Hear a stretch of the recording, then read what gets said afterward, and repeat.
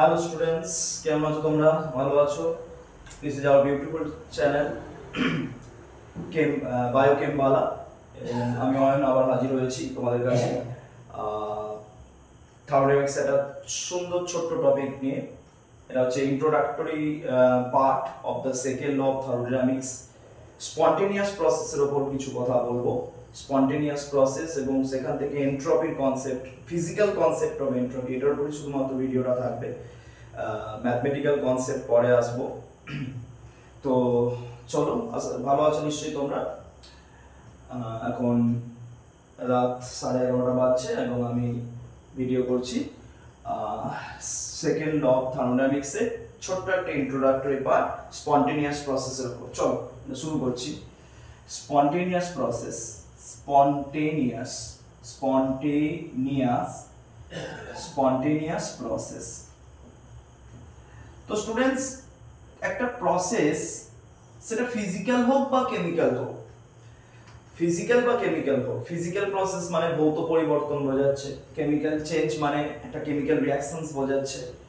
Physical process মানে কি হবে? যেমন ধরো বরফ গলে জল হলো, ফিজিক্যাল চেঞ্জ। তারপরে ধরো গ্যাস কনডেন্সড হয়ে লিকুইড হচ্ছে, বা লিকুইড হিটের ফলে গ্যাস হচ্ছে। তো this changes are physical changes. কেন?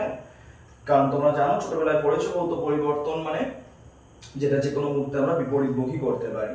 ওকে, কেমিক্যাল চেঞ্জ কিরকম হবে? যেমন কেমিক্যাল রিঅ্যাকশনস বোঝাচ্ছে, যেমন মিথেনকে বায়ুর অক্সিজেনে পুড়িয়ে দিলাম, কার্বন ডাই অক্সাইড জল উৎপন্ন হবে। তো দিস ইজ কেমিক্যাল চেঞ্জ, বুঝতে পারছো?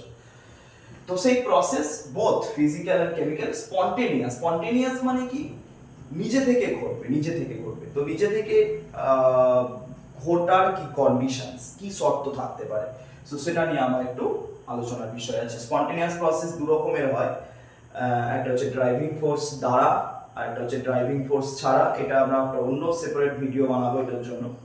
আজকে আপাতত স্পন্টেনিয়াস প্রসেসের শর্তে চলে যাচ্ছি, ঠিক আছে? সো আমরা যেটা আলোচনা করব,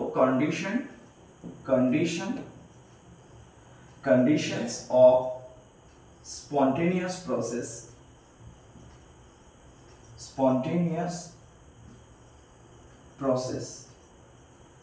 conditions of spontaneous process। তো স্টুডেন্টস, একটা প্রক্রিয়া স্পন্টেনিয়াস কখন হবে বলো? নিজে থেকে ঘটবে কখন একটা প্রক্রিয়া? না, যদি সেই প্রক্রিয়ার ফলে সিস্টেম, থার্মোডাইনামিক্সে যেটাকে সিস্টেম বলে আমরা চিনি, সেই সিস্টেম যদি স্টেবিলিটি লাভ করে, স্টেবিলিটি গেইন করলো, তাহলে সেটা স্পন্টেনিয়াস ভাবে সে স্টেবল হতে চাইবে। স্পন্টেনিয়াস ভাবে কেউ আনস্টেবল হতে চাইবে না। যে ভালো আছে, সুবিধেতে আছে, সে তো অসুবিধাতে যেতে চাইবে না স্পন্টেনিয়াসলি, বা নিজে থেকে। স্পন্টেনিয়াস মানে নিজে থেকে হবে, বাইরে থেকে কোনো ফোর্স দিতে হবে না। তো স্পন্টেনিয়াস প্রসেস মানে স্টেবিলিটির দিকে যাবে। একটা সিস্টেম যদি স্টেবিলিটির দিকে যায়, স্থায়িত্বের দিকে যায়, তাহলে সেটা স্পন্টেনিয়াসলি হবে। কেমন? তো এবার স্টেবল হওয়ার অর্থ হচ্ছে কারো শক্তি কমানো। তো দেখো, যে যত বেশি স্টেবল তার শক্তি তত কম, তার পটেনশিয়াল এনার্জি তত কম, বুঝতে পারছো? তো তাহলে every system tries two lower it's energy, তার শক্তি ডিক্রিজ করার চেষ্টা করবে, হ্রাস করার চেষ্টা করবে। কেমন? তো তাহলে স্পন্টেনিয়াস প্রসেস হওয়ার একটা প্রাথমিকভাবে আমরা একটা শর্ত পাচ্ছি কি? প্রাথমিকভাবে আমরা একটা শর্ত পাচ্ছি যে এনার্জি চেঞ্জ এমন একটা প্রসেস যেটা এনার্জি চেঞ্জটা নেগেটিভ হবে। এনার্জি চেঞ্জ নেগেটিভ মানে কি? চেঞ্জ নেগেটিভ মানে হ্রাস পাওয়া, এনার্জি হ্রাস পাবে। তাহলে প্রসেসের মাধ্যমে সিস্টেম তার যদি এনার্জি লস করে, তাহলে কি হবে? লোয়ার এনার্জিতে যাবে। লোয়ার এনার্জিতে যাওয়া মানে তার স্থায়িত্ব বাড়ছে, স্পন্টেনিয়াস হবে। তাহলে এনার্জি লস করলে এনার্জিটা কোথায় যাবে? সে পরিবেশে ছাড়বে, মানে এক্সোথার্মিক প্রসেস হবে। এবং আমরা জানি এক্সোথার্মিক প্রসেসের জন্য কি হয় students? Delta H less than 0। তাহলে delta H less than 0, enthalpy change is negative, মানে overall energy of the system decreases.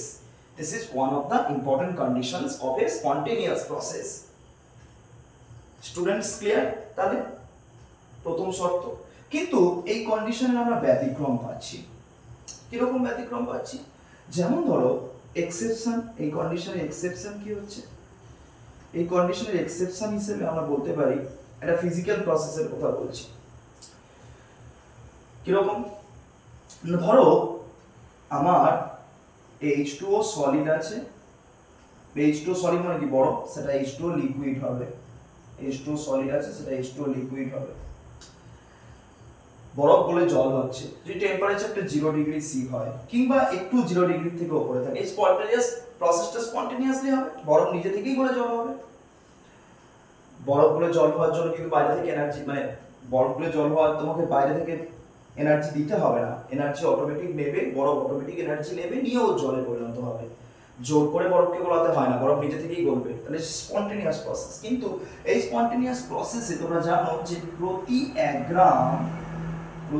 গ্রাম বরফ কি করে বলতো না, 80 ক্যালোরি তাপ নেয়, 80 ক্যালোরি হিট অ্যাবজর্ব করে, 80 ক্যালোরি তাপ নেয়, নিয়ে তোমার হচ্ছে বরফটা গলে জলে পরিণত হয়। বুঝতে পেরেছো? তাহলে এটা তাপ নিচ্ছে, তাপ অ্যাবজর্ব করছে, তাহলে এন্ডোথার্মিক প্রসেস, শক্তি বাড়াচ্ছে, শক্তি বাড়ালে মতো আনস্টেবল হচ্ছে।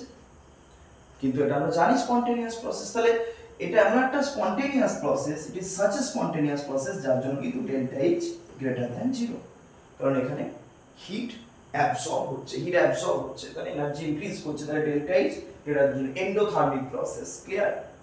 তাহলে স্পন্টেনিয়াস প্রসেসের আলটিমেট শর্ত কিন্তু ডেল্টা এইচ লেস দ্যান 0 এটা হতে পারে না। Enthalpy change less than 0 is not the ultimate conditions of enthalpy change, মানে স্পন্টেনিয়াস প্রসেস একমাত্র এটা নয়।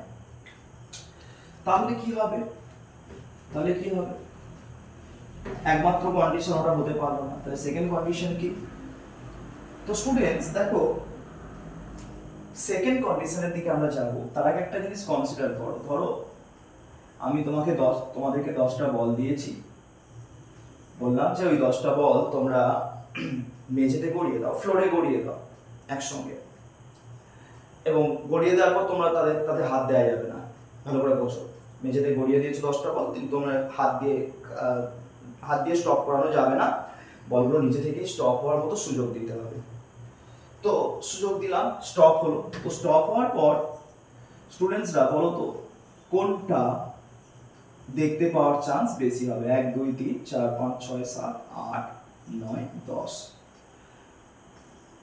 আর 1 2 3 4 5 6 7 8 9 10। এইটা হচ্ছে কেস 1 আর এটা হচ্ছে কেস 2। এটা কেস 1, এটা হচ্ছে কেস 2। তাহলে স্টুডেন্টসরা এই দুটো সিচুয়েশন, আমি 10টা বল গড়িয়ে দিয়েছিলাম, বলগুলো স্টপ হলো, এই দুটো কেসের মধ্যে কোন কেসটা দেখতে পাওয়ার চান্স বেশি? ভাবো, কমেন্ট করো। তো দেখো কেস 1টা দেখতে পাওয়ার চান্স বেশি, তাই তো? কেস 1টা দেখতে পাওয়ার চান্স বেশি, বুঝতে পেরেছো? তো কেস 1টা কেন দেখতে পাওয়ার চান্স বেশি বলতো? কারণ এটা হচ্ছে র্যান্ডমলি আছে, বিশৃঙ্খল অবস্থায় আছে, সুশৃঙ্খলতা নেই এর মধ্যে, র্যান্ডমলি আছে। কিন্তু এখানে একটা সুশৃঙ্খল ভাব আছে, অর্ডারে সাজানো আছে, সুন্দরভাবে অর্ডারে সাজানো আছে, সুশৃঙ্খল ভাবে আছে। এখন এই জিনিসটা কিন্তু নিজে থেকে হতে পারে না, সুশৃঙ্খলিত অবস্থা নিজে থেকে গেইন করতে পারে না, এটা হাতে ধরে করে দিতে হবে, বলগুলোকে ধরে এভাবে করতে হবে, নিজে থেকে সুশৃঙ্খলিত অবস্থায় যায় না, স্পন্টেনিয়াসলি এটা হবে না। বাইরে থেকে তুমি চালক বল দিয়ে তুমি করো, তাহলে এটা হবে স্পন্টেনিয়াসলি, কিন্তু এটা হতে পারে, কেস 1টা হতে পারে। তাহলে আমরা বলতে পারি স্পন্টেনিয়াস প্রসেসের সঙ্গে বিশৃঙ্খলতার একটা সম্পর্ক আছে। যেদিকে গেলে বিশৃঙ্খলতা বাড়ে সেদিকে সিস্টেম স্বতঃস্ফূর্তভাবে যায়। ক্লিয়ার? যেদিকে গেলে বিশৃঙ্খলতা বাড়ে সেদিকে সিস্টেম স্বতঃস্ফূর্তভাবে যাবে। ক্লিয়ার? তাহলে বিশৃঙ্খলতা বাড়লে সেই প্রক্রিয়াটা স্বতঃস্ফূর্ত, মানে আগে যা বিশৃঙ্খলতা ছিল তার থেকে পরের বিশৃঙ্খল অবস্থাটা বাড়তে হবে, তাহলে সেই প্রসেসটা স্বতঃস্ফূর্তভাবে সেদিকে যাবে, যেদিকে গেলে বিশৃঙ্খল অবস্থাটা বাড়বে, বিশৃঙ্খলতার মাত্রাটা ইনক্রিজ করবে। স্টুডেন্টস বুঝতে পারছো? তাহলে সিস্টেমের বিশৃঙ্খলতার এই মাত্রাটাকে মেজার করা হয় একটা রাশি দিয়ে, থার্মোডাইনামিক একটা ফাংশন দিয়ে, যেটাকে আমরা বলছি কি এনট্রপি। যেটাকে আমরা কি বলছি বলো? এনট্রপি।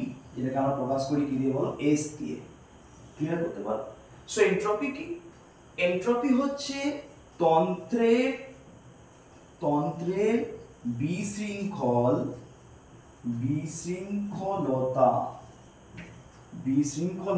মাপার তন্ত্রের বিশৃঙ্খলতা মাপার পরিমাপ, বিশৃঙ্খলতার পরিমাপ বলতে পারো, বিশৃঙ্খলতার পরিমাপ, ঠিক আছে, তন্ত্রের বিশৃঙ্খলতার পরিমাপ। অর্থাৎ আমি বলতে পারি যে তন্ত্র যত বেশি বিশৃঙ্খল তার এনট্রপি তত বেশি। বেশি বিশৃঙ্খল মানে এনট্রপি বেশি, কম বিশৃঙ্খল মানে বেশি সুশৃঙ্খল মানে তার এনট্রপি কম। ক্লিয়ার করতে পারলাম স্টুডেন্টস? তাহলে এনট্রপি যেহেতু বিশৃঙ্খলতার পরিমাপ, তাহলে বলতে পারি যে এনট্রপির পরিবর্তনটা বাড়তে হবে, এনট্রপি চেঞ্জ গ্রেটার দ্যান 0 হতে হবে। তাহলে এনট্রপির পরিবর্তন যদি বাড়ে, এনট্রপি যদি ইনক্রিজ করে, তাহলে সিস্টেমের বিশৃঙ্খলতা বাড়ছে, তাহলে সেদিকে প্রসেসটা স্পন্টেনিয়াসলি যাবে, স্বতঃস্ফূর্তভাবে যাবে। তাহলে স্বতঃস্ফূর্ততার সেকেন্ড শর্ত কি হবে বলতো? Entropy should increase. তার মানে ডেল্টা এস, তাহলে এনট্রপির পরিবর্তন গ্রেটার দ্যান 0। ইনক্রিজ মানে কি?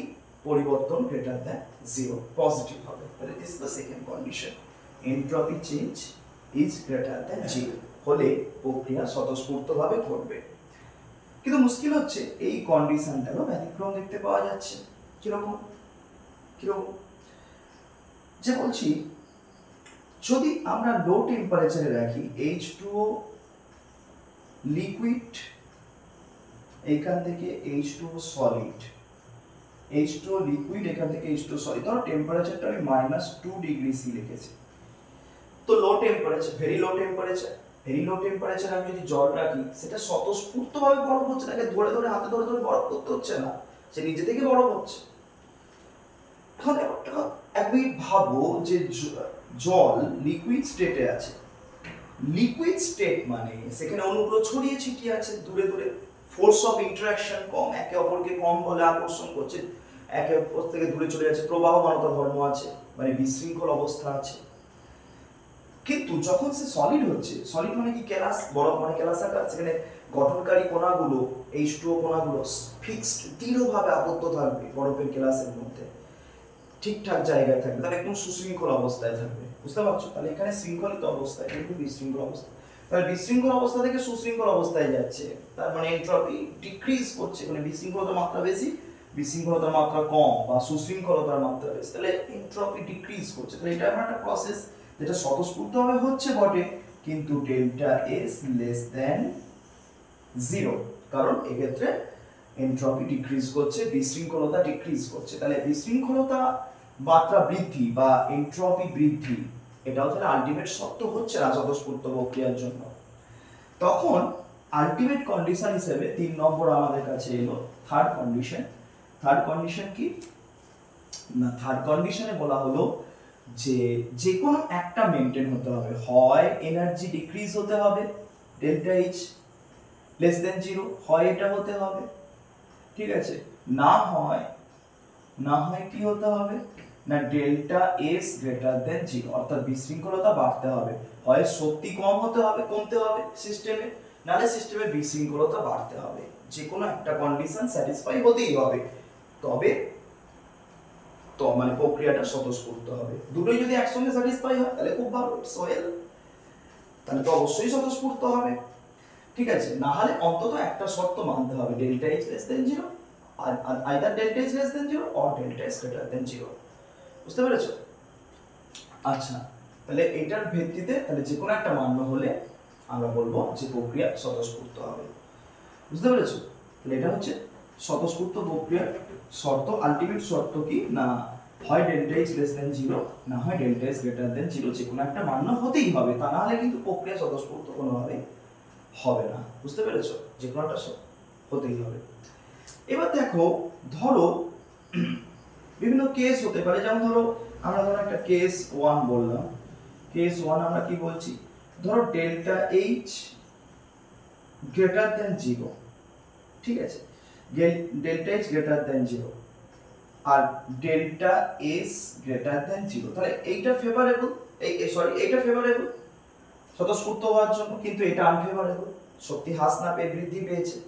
তাহলে প্রক্রিয়াটা স্বতঃস্ফূর্ত হবে কি হবে না, এটা নির্ভর করছে এই দুটো প্রভাবের মধ্যে কোন প্রভাবটা বেশি আছে। ধরো delta is greater than zero, এই প্রভাবটা মনে করো বেশি, delta is greater than zero এই প্রভাবটা মনে করো কম। তাহলে স্বতঃস্ফূর্ত হতে সাহায্য যেটা করছে, সাহায্যের যে ক্ষমতা সেটা কম, স্বতঃস্ফূর্ত হতে বাধা দেওয়ার যে ক্ষমতা সেটা বেশি। তাহলে বাধা বেশি সাহায্য কম যদি হয় তাহলে কি হবে, স্বতঃস্ফূর্ত আর থাকবে না, তাহলে এটা অস্বতঃস্ফূর্ত হয়ে যাবে।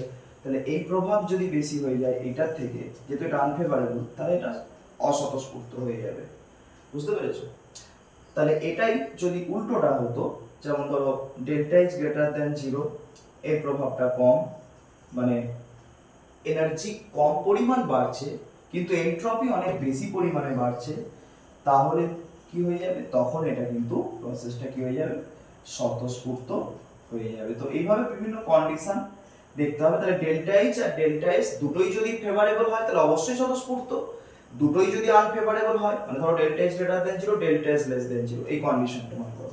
ডেল্টা এইচ গ্রেটার দেন জিরো এটা আনফেভারেবল, শক্তি বাড়ছে মানে ফেভারেবল নয়, অস্বতঃস্ফূর্তর দিকে যাচ্ছে। আবার delta S less than zero মানে এন্ট্রপি কমছে, তাহলে দুটোই আনফেভারেবল, দুটোই বাধা দিচ্ছে, তাহলে অবশ্যই অস্বতঃস্ফূর্ত হবে। ঠিক আছে?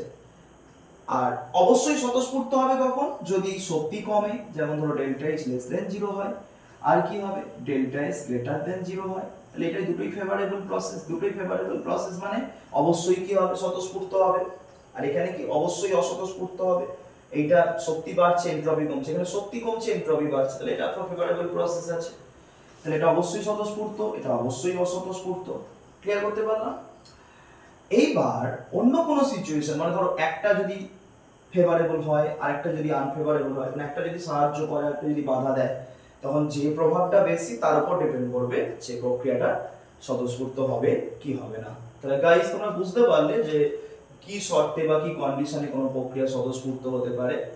তো এবং সেখান থেকে এন্ট্রপির যে ভৌত ধারণা, এন্ট্রপির যে ভৌত কনসেপ্ট, তাহলে এন্ট্রপির ভৌত কনসেপ্ট হচ্ছে measurement of the disorderness of the system, অর্থাৎ একটা তন্ত্রের বিশৃঙ্খলতার পরিমাপটাই হচ্ছে এন্ট্রপি, এবং স্বতঃস্ফূর্ত হতে গেলে সেই এন্ট্রপি বা বিশৃঙ্খলতা বাড়তে হবে।